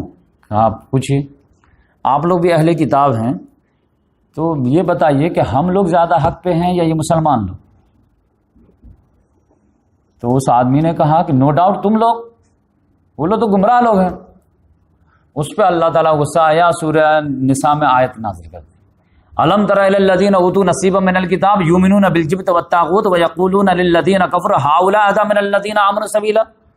کیا تم دیکھتے نہیں ان لوگوں کو جس کو کتاب کا ایک حصہ دیا گیا ہے، وہ لوگ جو بتوں پر ایمان رکھتے ہیں، طاغوت پر ایمان رکھتے ہیں، اور ان سے جب پوچھا جاتا تو کہتے ہیں کہ مومن سے زیادہ ہدایت یافتہ تم لوگ، حسد کے آگ میں یہاں تو پڑ گئے۔ ورنہ جو ہے زیادہ زیادہ کیا ہے، تھوڑی سے مسلکی اختلاف ہے نا بھائی، سارے رسول کو مانتے آپ کو نہیں مانیں گے، لیکن اب حسد میں کہاں چلے گئے، بتوں کو پوجنے والوں کہتے ہیں اہدی من الذین آمنوا سبیلا، زیادہ ہدایت یافتہ ہے۔ تو یہ حسد کا تو کوئی علاج ہے ہی نہیں، تو یہ اللہ تعالیٰ نے، لیکن اس نے پورا تیار کیا تھا، اور تیار کرنے کے بعد جب وہ آیا کہا آ جا تم لوگ۔ محمد صلی اللہ علیہ وسلم نے سوچا کہ یہ ان کے آنے سے پہلے میں تمہارا فائل نپٹ دیتا ہوں۔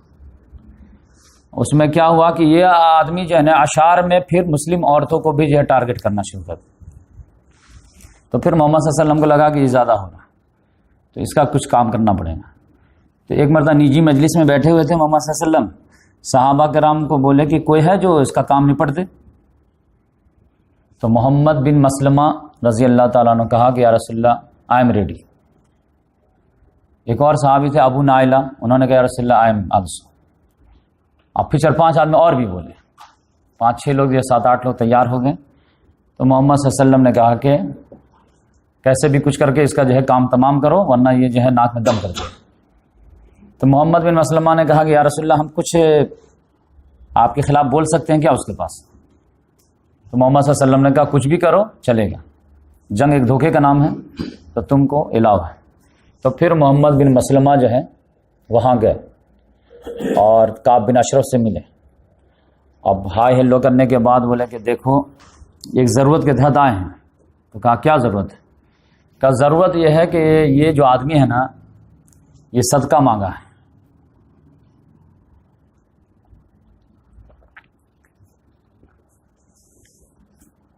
اور ہمارے پاس پیسہ ہے نہیں، اور ہم لوگ تو سوچے تھے کہ یہ رسول وقت کے ہیں، ایمان قبول کر لیے جھٹکے میں، لیکن یہ تو ناک میں دم کر دیے، ہر آدمی سے لڑائی کرتے پھرتے ہیں، ادھر مہم بھیجتے ہیں، ادھر بھیجتے ہیں، ادھر کرتے ہیں، اور ڈیلی کہتے ہیں انفقو انفقو، خرچ کرو خرچ کرو۔ کتنا خرچ کریں؟ غریب ہو گئے، کنگال ہو گئے، سارے لوگ دشمن ہو گئے ہمارے۔ تو کہا کہ ہم تو کہتے نہیں تھے، ابھی کیا، ابھی تو اور دیکھو کتنا جھیلنا پڑے گا تم کو، اور سمجھاتے تو تم لوگ سمجھتے نہیں ہو، سب لوگ چپک کے بیٹھے رہتے۔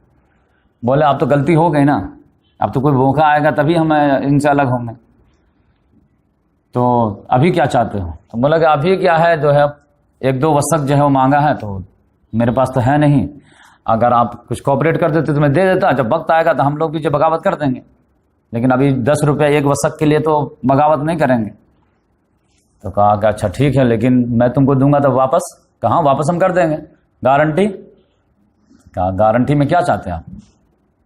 تو کہا گارنٹی میں کیا ہے، تم اپنی عورتوں کو ہمارے یہاں حوالے رکھ دو۔ اب اس کا جو ہے ذہنیت آپ سمجھ جائیے، اندازہ۔ تو محمد بن مسلمہ نے کہا کہ عورتوں کا رکھ دیں ہم، آپ جو جیسا خوبصورت انسان کون جو رکس لے گا؟ تو وہ سوچا کہ میری تعریف ہو گئی، تو کہا کہ اچھا عورتوں کو نہیں رکھ سکتے تو بیٹوں کو رکھ دو۔ تو کہا بیٹوں کو رکھ دیں 1-2 وسق کے لیے، تو پھر تو زندگی بھر بیٹے کو کوئی جینے ہی نہیں دے گا، سب ہمارے بیٹے کو تانا ماریں گے کہ تمہارے باپ نے جو 1-2 وسق کے لیے گروی رکھ دیا تھا تم کو، تو ایسا تو نہیں ہوگا۔ تو پھر تو بولے کہ ہمارے پاس جو ہتھیار ہے، تو بولی تو ہتھیار آپ کے حوالے کر دیتے ہیں، جبکہ ہتھیار تو جان سے زیادہ پیاری ہے ہم لوگوں کو، لیکن مجبوری ہے تو آپ کو ہتھیار دے دیں گے۔ تو بولے ہاں ہتھیار دے دو چلو۔ تو بولے ٹھیک ہے ہم لے کر کے آئیں گے تو آپ کو دے دیں گے، آپ کوئی مسلمان دیکھے بھی نہیں تو رات میں آئیں گے، ورنہ دن میں تو کوئی بھی مسلمان دیکھ لے گا کہ کعب بن اشرف سے دوستی ہے تو منافق ہے یہ۔ پھر یہ ہٹے تو ابو نائلہ آ گئے، وہ تو دو شریکی بھائی بھی تھے اس کے، وہ بھی اسی طرح کی بات کی ہے۔ کہا کیا بات ہے؟ کہا ارے کیا کرے، پریشان ہو گیا 1.5 سال سے۔ کیا پریشان ہوگا؟ ارے ان پر ایمان نہیں قبول کر لے گی تو غلامی سمجھ لی، کیا مطلب؟ ارے ہمیشہ پیسہ ہی مانگتے رہتے ہیں، یہ کرتے رہتے ہیں، یہ مہم ہے وہ مہم ہے، سب سے دشمنی ہو گئی ہے، ہم لوگ جو سو نہیں پاتے ہیں اچھے سے، ڈر لگا رہتا ہے۔ پھر اس کو بھی ویسے ڈانٹا ڈپٹا کے بولتے ہیں کہ تم لوگ جو ہے سمجھتے ہو نا بات۔ پھر وہ بھی بولے کہ ہم لوگ جو ہے کچھ مدد کیجیے، اور یہ جان لیجئے کہ میں اکیلا نہیں ہوں، جس طرح میں پریشان ہوں نا کئی لوگ پریشان ہیں، وہ بھی آپ سے ملنا چاہ رہے ہیں۔ بلا وہ بھی 5-6 لوگ جو تھے وہ آ کر کے ملے سب لوگ۔ اچھا آپ لوگ بھی پریشان ہیں؟ ہاں پریشان ہیں۔ پارٹی چینج کریں گے؟ ہاں آپ چینج کریں گے۔ بولا آ جائیے رات میں. تو رات میں بولا یہ لوگ اپنے حساب سے تیاری کر کے گئے. اب جب جو اپنے قلعے میں کے اندر محل میں تھا تو یہ جو ہے آواز لگائی ابو نائلہ نے. کہا بہت تیز اس کی آواز ہے. پہنچی اس کے بعد. اب اس کی نئی ایک شادی ہوئی تھی, نئی دلہن تھی. کہا رکو میں آتا ہوں. بیوی نے کہا ارے کہاں جا رہے ہو؟ کہا نہیں رکو ابھی میں آ. کہا کہ اس آواز میں تو مجھے بھیانک موت نظر آ رہے ہیں. سنے نہیں تم موت کی پکار لگ رہی تھی؟ کہا ارے اتنے پیار سے اگر کوئی بلائے تو آدمی کو موت کے لیے بھی جانا چاہیے. تو ایک دم خود معلوم تھا کہ ہماری تو صبح میں کچھ اور ہی بات ہوئی ہے. تو وہ گھر سے نکلا ایک دم, جب خوشبو میں ایک دم تر تھا. تو جب یہ لوگ ملے تو ابو نائلہ نے محمد بن مسلمہ نے کہا کہ تھوڑا دور چل کر کے بات کرتے ہیں اور آرام سے آج جو ہے بات ہوتی. اس کو بھی لگا جب اتنی بڑی بات ہے تو چلو آگے. جب لے جانے لگے تو محمد بن مسلمہ نے کہا یا ابو نائلہ نے کہا کہ خوشبو تو بڑی زبردست آ رہی ہے, ایسی خوشبو تو میں زندگی میں سونگا ہی نہیں. کہا وہ میری بیوی آئی ہے نا, وہ بہت زیادہ جو ہے بہترین خوشبو لے کر کے آئی ہے, خود بھی لگائی ہے, مجھ کو بھی لگا کے دی. اب بال بھی جو تیل بھی بہت خوشبودار. تو کہا کہ تھوڑا سا سونگنے دو گے کیا؟ کہا ارے کیا ہے سونگو. دام سونگے ہاتھ تو ایک دم مارے ہو رہے. کہا بہت بہترین خوشبو, ایسی خوشبو تو میں کبھی دیکھا ہی نہیں. اب پھر چلنے لگے تو اور ایک دم جو ہے پھول رہا تھا ایک دم اندر سے. پھر 10 قدم کے بعد بولا کہ یار تمہاری خوشبو تو ہم کو مجبور کر دے رہی ایک مرتبہ اور. کہا لو کیا ہے تم کو پوری رات سونگو. پھر بال ایسے ایسے کیے ایک دم جو ہے آرام سے. دوستوں کو بھی کہا تم لوگ بھی آ کے سونگو.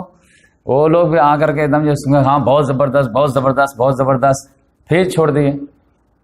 پھر تیسرے مرتبہ گئے, بولے کہ یار تو تمہاری خوشبو جو ہے نا آزمائش بن گئی, ایک چانس اور دیتے کیا؟ کہا ارے تمہارے فری ہے سونگو نا, کتنا بہترین. اور وہ جو ہے ابو نائلہ اپنے ساتھیوں کو بول چکے تھے کہ جب میں اشارہ کروں نا, اب میں ہاتھ جو ہے اس کے بال میں گھساؤں گا, جب میرے چنگل میں یہ بہترین سے قابو یافتہ ہو جائے گا, جیسے میں اشارہ کروں گا تم لوگ ٹوٹ پڑنا, کیونکہ یہ ہے لمبا چوڑا ایک دم ہٹا کٹھا, اس کو قابو میں کرنا بہت ضروری ہے. بھاگ جائے گا تو پھر محمد صلی اللہ علیہ وسلم اتنا بہترین مشن پہ بھیجے. تو اس لحاظ سے جو ہے تیسرے مرتبہ نے انہوں نے پکڑا زبردست, پھر کھٹک کے مجھے گرا دیا. لیکن وہ تھا باڈی بلڈر, بولے کہ اٹیک کرو. سب لوگ جو ہے تلوار مارنے لگے. رات جو ہے چاندنی رات تھی لیکن اندھیرا تو پتہ چلا کہ لیکن وہ بچ گیا, تلوار کسی کی لگی نہیں. محمد بن مسلمہ جو کدال لائے ہوئے تو ان کو کچھ نہیں ملا, کدال ہی لے وہ, لیکن پٹکے ہوئے تھے سب لوگ. کدال ہی لے کر کے وہ اس کے پیٹ پہ جب بیٹھ گئے, اب پیٹ کو 2 ٹکڑا کر دیا. اس طرح اتنی بڑی چیخ ماری, وہ زور سے چیخ مارا کہ پورے اس کے جو ہے محل تک آواز گئی اور سارے محل میں چراغ جو ہے جلنا شروع. کیا ہوا کیا ہوا, لیکن کسی کو ہمت نہیں ہوگی محل سے نیچے اتر کر کے دیکھے.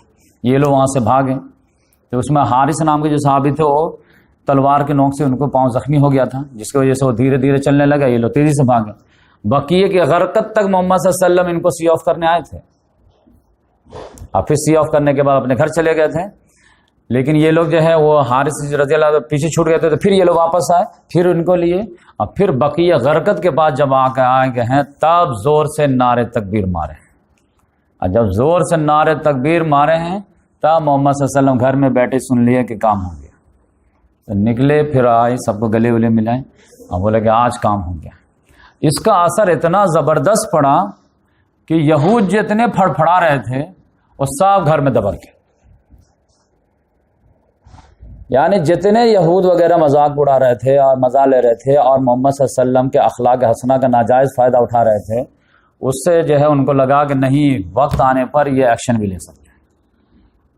تو اس کی وجہ سے جو ہے ان کا کام فائل نپٹ گیا. تو یہ بہت بڑی مثال لوگ دیتے ہیں اس میں گستاخ رسول کی ٹارگٹ کلنگ کی. تو یہ میرے حساب سے جو ہے یہ پرفیکٹ مثال نہیں ہے گستاخ رسول کو ٹارگٹ کلنگ کا. مطلب جس تناظر میں بات کرنا چاہتا ہوں, گستاخ رسول کا ٹارگٹ کلنگ جو مسئلہ ہے وہ جیسے انڈیا جیسا ملک ہے یا امریکہ جیسا ملک ہے. امریکہ میں کوئی آدمی ہے, اس نے محمد صلی اللہ علیہ وسلم کی گستاخی کر دیا یا مسلمان خواتین کی گستاخی کر دیا, تو آپ یہ کعب بن اشرف کا جو ہے واقعہ لے کر کے اب وہاں فٹ کر دے گا کہ وہاں جیسے ٹارگٹ کلنگ ہوئی تھی وہاں امریکہ میں بھی ٹارگیٹنگ کلنگ کر دے وہاں کا مسلمان. تو یہ میرے حساب سے صحیح نہیں ہوگا. وہ کس لیے صحیح نہیں ہوگا؟ کیونکہ آپ کے پاس جو ہے 2 ایگزامپل ہیں. وہ کیا ایگزامپل ہے کہ مکے میں حضرت سمیہ رضی اللہ تعالیٰ عنہ کو برہنہ کر کے ابو جہل نے شہید کر دیا. اب محمد صلی اللہ علیہ وسلم وہاں سے گزرتے تھے، سارے صحابہ کرام بھی گزرتے تھے، کم سے کم 40 صحابہ کرام تو تھے. تو وہاں پر تو جو ابو جہل کو کوئی نہیں مارنے گیا.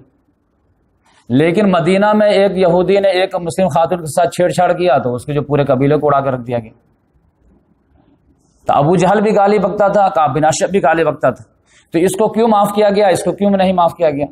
تو یہ بات سمجھنے کی، وہ بات سمجھنے کی یہ ہے کہ مسلمان ایسے گستاخوں پر اسی وقت صرف ایکشن لے سکتا ہے جب کا اس کا جو ایکشن کے بدلے میں جو ریئیکشن آئے گا اس کو کاؤنٹر کرنے کی اگر صلاحیت ہے تو آپ ایکشن لے سکتے ہیں. لیکن اگر اس کا کاؤنٹر کا کانسیکوینس کا ایکشن کا ریئیکشن اٹیک روک نہیں سکتے تو پھر لاکھوں مسلم خواتین کی عزت آپ داؤ پہ نہیں لگا سکتے. کیونکہ آپ جب کسی لیڈر کو مار کے آئیں گے تو پھر ادھر سے جو ہے وہ سارے کو جو مارنا شروع کریں گے، عورتوں کی بھی حرمتی کریں گے، تو اس کا جو ہے پھر جو ہے جواب دہ کون ہوگا؟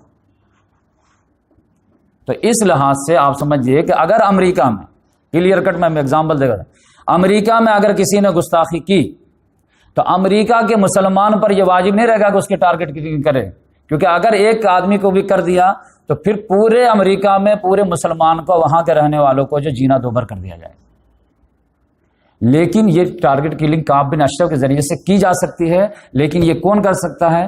جیسے کوئی مسلم ممالک کا کوئی نوجوان ہو جو ٹارگٹ کلنگ کر کے پھر جب مسلم ممالک میں آ کر کے سیفٹی کے ساتھ رہ سکے تو وہ کرنا چاہے تو کرے، کیونکہ ان کی عورتیں اور کیا اب اس کی فوج کے جیسے محفوظ ہیں. تو وہ کہہ سکتا کہ میں محمد صلی اللہ علیہ وسلم کی شان میں گستاخی برداشت نہیں کروں گا.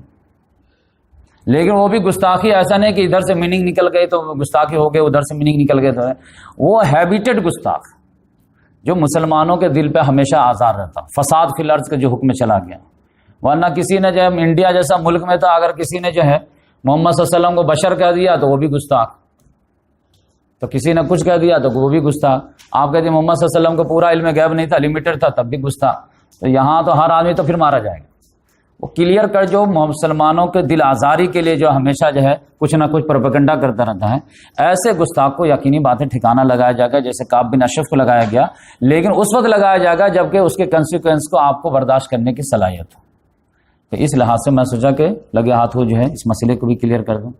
اس کے بعد جیسے جنگ احد جو ہوئی ہے اس میں وجہ کیا بنی لاسٹ، وہ کیا تھا کہ صفوان بن امیہ، گرمی کا موسم تھا اور گرمی میں یہ لوگ شام جاتے تھے تجارت کرنے کے لیے اور ٹھنڈی میں جاتے تھے یمن تجارت کرنے.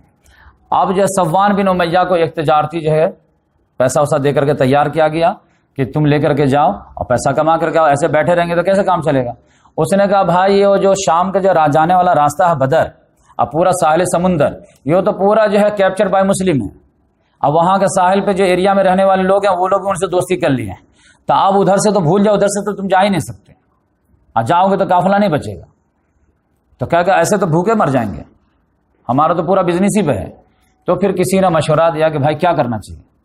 تو کیا کرنا چاہیے تو دیکھو جیسے مکہ ہے، آگے مدینہ ہے، پھر شام ہے، لیفٹ سائڈ میں ریڈ سی ہے، تو ریڈ سی کے ہوتے ہوئے بدر جیسا. کسی نے مشورہ دیا کہ رائٹ سائڈ سے نجد ہوتے ہوئے عراق ہوتے ہوئے شام میں انٹری کر لو، یہ مدینہ سے بہت دور ہے، نجد کا ایریا پورا ریگستان ہے، تو ادھر سے لے جاؤ. اب ادھر سے مکے والے راستہ جانتے نہیں تھے، کہا نہیں جانتے پھر بھی جانو، مصیبت پڑتی ہے تبھی آدمی جانتا ہے، ادھر سے لے کے جاؤ سیفٹی ہو جائے گی. تو یہ ابو صفوان جو ہے بڑا سا قافلہ تجارت کا تیار کیا اور لے کر کے آگے بڑھا. وہ بات جو ہے کسی طرح لیک ہو گئی. وہ لیک کیسے ہوئی؟ وہ دو آدمی تھے، دو دوست تھے، اس میں سے ایک مسلمان تھا ایک مسلمان نہیں تھا.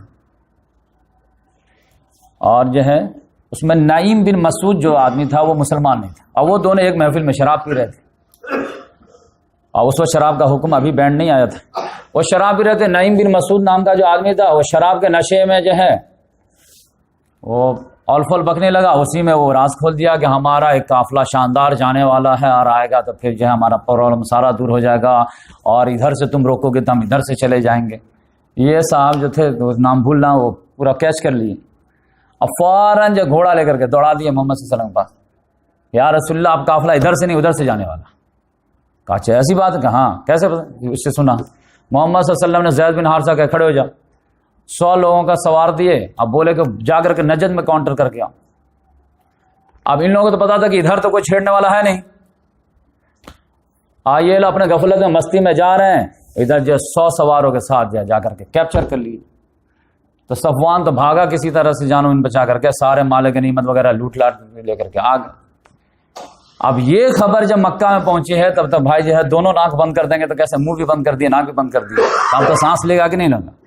تو یہ ڈیسپریٹ سچویشن تھی جس کی وجہ سے جو ہے اس نے کہا کہ بھائی اب 2 ہی چارہ ہیں، یا تو مسلمانوں کو جھک کے سلام کرو، معاہدہ کر لو، یہ تو ہو نہیں سکتا، یا پھر چلو 2 4 ہاتھ کر لو، یا ہم رہیں یا وہ رہیں، ورنہ بدر کو تو فری کرنا پڑے گا، ورنہ ہمارے شہرک پہ وہ بیٹھ گیا. تو یہ وجہ تھی جس کی وجہ سے 1 سال کے بعد احد میں آئے، اور وہ کیا ہوا انشاءاللہ میں آپ کو نیکسٹ ہفتے بتائیں گے. تو یہ آپ دیکھیں کہ کتنا تفصیل سے جو ہے میں آپ کو بتا رہا ہوں، اور یہ سب رحیق المختوم میں لکھی ہوئی بات ہے، لیکن یہ عالم لوگ جو ڈر سے چھپاتے رہتے، بتاتے نہیں رہتے. کہیں کیوں؟ کہیں جو ہے دین کو غالب کرنے کا آئیڈیا نوجوانوں کا نہ مل جائے. مسئلہ یہ ہے، پھر ہمارے بادشاہت کو جو ہے حالت خراب نہ ہو جائے، پھر ہمارا آقا کدھر جائے. جبکہ لقد کان لکم فی رسول اللہ اسوۃ حسنہ تھا، اس میں کہاں اسوۃ حسنہ؟ ہماری جو جنگ اتنی ہوئی کس لیے ہوئی؟ مال غنیمت کے لیے ہوئی یا کشور کشائی کے لیے ہوئی یا دین کو غلبے کے لیے ہوئی؟ تو لقد کان لکم فی رسول اللہ. بس آپ ایک سوال پہ اگر دماغ دوڑائیں گے نا کہ یہ لقد کان لکم فی رسول اللہ اسوۃ حسنہ کس پارے میں کس سورے میں ہے، آپ کا دماغ وہیں کلک ہو جائے گا. یہ جنگ احزاب کے چیپٹر میں اللہ نے نازل کیا ہے، جب پیٹ پہ 2 پتھر بندھے ہوئے تھے اور پورا عرب امڑ آیا تھا کہ اس کو تو ہم ختم کریں گے. سوال آپ کیجئے اپنے ذہن میں کہ محمد صلی اللہ علیہ وسلم سے 12,000 لوگ دشمنی کس بیس پہ کیے تھے؟ زمین جائیداد کی جھگڑا تھا یا دین کا تھا؟ دین میں بھی کس کا تھا؟ نماز روزے کا تھا یا دین کے غلبے کا تھا؟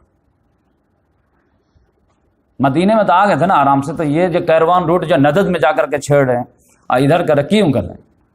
کیونکہ سورہ انفال میں ہی اللہ تعالیٰ نے پھر وارننگ دے دیا تھا کہ وَقَاتِلُهُمْ حَتَّى لَا تَكُونَ فِتْنَةٌ وَيَكُونَ الدِّينُ كُلُّهُ لِلَّهِ.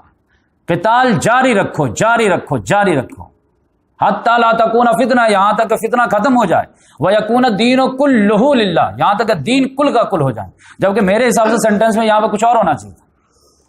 سینٹینس اصل میں کیا بنتا جو ہم لوگ سمجھتے ہیں کہ وَقَاتِلُهُمْ حَتَّى لَا تَكُونَ فِتْنَةٌ، قتال جاری رکھو یہاں تک کہ فتنہ ختم ہو جائے. اور پھر اگلا سینٹینس کیا ہونا چاہیے؟ یہاں تک کہ دشمن بالکل ملیا میٹ ہو جائے تب تک جاری رکھو. لیکن اللہ تعالیٰ نے یہ نہ کہا کہ دشمن ایک ایک جب تک ختم نہ ہو جائے تو قتال جاری رکھو. نہیں، یہ ٹارگٹ نہیں ہے. دشمن کو ختم کرنا اصل ٹارگٹ نہیں ہے. اصل ٹارگٹ دین کے غلبہ ہے، اور دین کے غلبے میں جتنا جو ہے دشمن بنے گا وہ سب کو نپٹا جائے گا. تو یہ اصل میں کیونکہ ہماری لڑائی جو ہے وہ دشمن کی وجہ سے نہیں ہے، ہماری لڑائی اصل دین کے غلبے کی وجہ سے. یہ اصل جو بچوں کو اگر آپ سمجھا دیں گے کہ دین غلبہ میں نہیں رہے گا نا تو دین ہے نہیں، مذہب بن جاتا. مسئلہ یہ ہے نا، اب چھوڑ کر کے بھی جائیں گے نا، اور پھر وہ پوجا پاٹ کا جو ہے رسم بن جاتا. اب پھر اس سے آپ جاتے کہ وہ دین کا جو شاہانہ دور کیوں نہیں آتا، عدالت عمر کیوں نہیں قائم ہوتی، اور صداقت صدیق کیوں نہیں قائم ہوتی. خاک قائم ہوں گی. جو قرآن راستہ دکھاتا اس سے لوگ بھاگتے. پھر اچھا یہ سارے چیپٹر کھول دے گا کیا، تو اسے بند ہی رکھے اس کو. یہاں تک کہ اتنے لوگ الرجک ہیں قرآن سے کہ مجھے جو ہے لوگ آتے ہیں اور کہتے ہیں کہ آپ ہم کو بھی ساتھ دیا کیجیے اور آپ جو ہے تھوڑے سے ہم کو بھی وقت دیا کیجیے. میں کہتا ہوں کہ آپ جو ہے درس قرآن سننے کے لیے تیار ہیں نا تو 12 بجے رات میں بلائیں گے نا تو میں 12 بجے رات میں ایک ٹانگ پہ کھڑے ہو کے آ جاؤں گا، لیکن میں سناؤں گا قرآن ہی. وہ کہتے ہیں نہیں آپ جو ہے قرآن ہاتھ میں مت لیجیے. اب موسیٰ علیہ السلام کی اسٹوری سنانے ہیں نا تو آپ کرسی بیٹھ کے سنائیے نا، آپ کو کون روکتا ہے. میں کہتا ہوں وہی اسٹوری سناؤں گا لیکن قرآن کھول کے سناؤں گا. نہیں چلے گا، کیونکہ قرآن اگر ایک مرتبہ اوپن ہو گیا نا تو پھر دوسری آدمی آ جائے گی نا. لوگ اب سوچ رہے ہیں نا کہ سیرت النبی شروع کیا تھا لیکن گھما کے کہاں لگے. ہم لوگ تو سوچے تھے خالی معاف معاف معاف معاف چلے گا، لیکن یہ تو گھما دیا کہیں اور. بھائی گھومنا تو تھا، تم چالاک ہو تو ہم بھی چالاک. تو وہ تو بات تو چھپے گی نہیں نا، پھر جو سارے چیز ڈیٹیل میں آئے گی. سورہ انفال بھی آئے گی، سورہ توبہ بھی آئے گی، فتح مکہ بھی آئے گی. تو اس لحاظ سے جو ہے قرآن کو جو بند کرنے کا ایک دم سسٹمیٹک انداز میں پری پلان اس کو بند کیا گیا کہ صرف وہی چیپٹر پڑھتے رہو، وہی پڑھتے رہو، تاکہ جس سے جو ہے وہ کلو نہ مل جائے جس سے جو ہے لوگ خواب دیکھنے لگے کہ اگر چند ہزار صحابہ کرام دین کے لیے جان دے سکتے ہیں تو آج کا نوجوان دین کے لیے کیوں نہیں دے سکتا. اور اگر ان کو جنت حاصل کرنے کے لیے یہ وہ کچھ کرنا پڑا جو قرآن نے کہا، تو آج کا نوجوان کو اے سی میں بیٹھ کے جنت کیسے مل جائے گی؟ جنت تو وہی کرائٹیریا ہے نا، وَلَنَبْلُوَنَّكُمْ بِشَيْءٍ مِّنَ الْخَوْفِ وَالْجُوعِ وَنَقْصٍ مِّنَ الْأَمْوَالِ وَالْأَنفُسِ وَالثَّمَرَاتِ وَبَشِّرِ الصَّابِرِينَ۔ ہم لازماً آزمائیں گے، سب کو آزمائیں، تم کو بھی آزمائیں گے۔ نبی کو نہیں چھوڑے تو ہم ولی کو کیا چھوڑیں گے؟ یہ کام مسلمان کو کیا چھوڑیں گے؟ اب 5 کیٹیگری میں سے کسی کیٹیگری میں تو آزما کے رہیں گے۔ تو آزمائش کا جب وقت آتا ہے تو ہم لوگ پہلے جو ہے اپنا گیٹ بند کر لیتے ہیں، تو پھر آزمائش آئے گی کیسے؟ تو آزمائش ہمیشہ جو آپشنل آزمائش کہتے ہیں اس کو، جو آپشنل آزمائش، یہ بچے بیمار پڑ گئے، بیوی انتقال ہو گئی، یہ سب جو ہے چلٹ ٹائپ کی آزمائش ہے، اس کی کوئی ویلیو نہیں ہے۔ آزمائش وہ اصل میں آزمائش ہے جس میں آپ کے پاس آپشن ہو کہ ایمان ہے تو آگے بڑھیے، نہیں بڑھنا تو مت بڑھیے، تو اس کو آزمائش بولتے ہیں۔